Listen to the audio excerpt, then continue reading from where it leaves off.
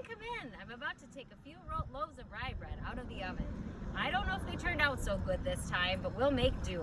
You're just in time for afternoon coffee. We'll just get these rusks and cheese to the table too. Dwight and the Threshers will be in any minute, so we'll have a hungry crew at the table today.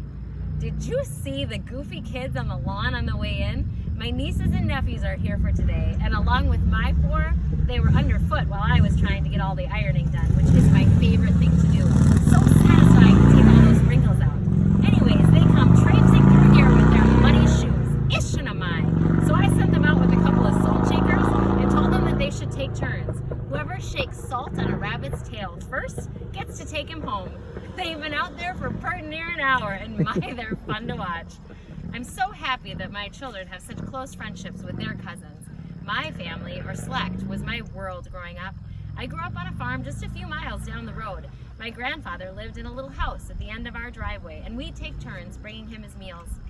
My cousin Hannah lived just one farm over, and she was an only child, so she escaped to our home frequently.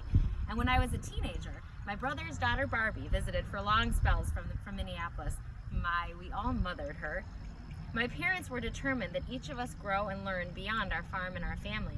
My sisters and I even went to high school. I went to Stillwater and worked for my room and board. I walked up and down those hills so many times each day, back and forth between my duties and school. I came back here after high school, right at the beginning of the Depression. I found whatever work I could, mostly housekeeping. Dwight and I were married in October 1941, just before Pearl Harbor.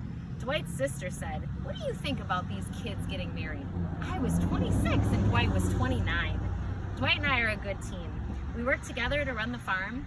A while back, I was too sick to get out of bed, but there was canning to be done. Dwight comes into the bedroom and says, "Tell me how to can, because you can't." I have to admit, I am a little embarrassed to be here. You're meeting some true saints on your tour here today. Pastor Walford officiated our wedding and has been such a wonderful member of this community for so many years. I'm not as brave as Floyd and Harry or as talented as Wayne. Well, they tell me that I'm being honored as a welcomer of others. Well, maybe I do go out of my way to introduce myself to those I don't know. And once I do, I never forget a face. But to be honest, it's purely selfish. People are so interesting. And in this community, we all come from somewhere else. My mother came to America by boat from Sweden when she was 9, and she feels so fortunate to have found Minnesota and this community.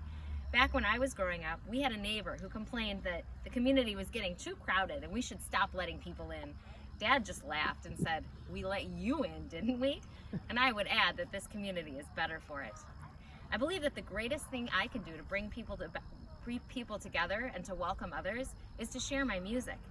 Since I can remember, music has been a part of my life.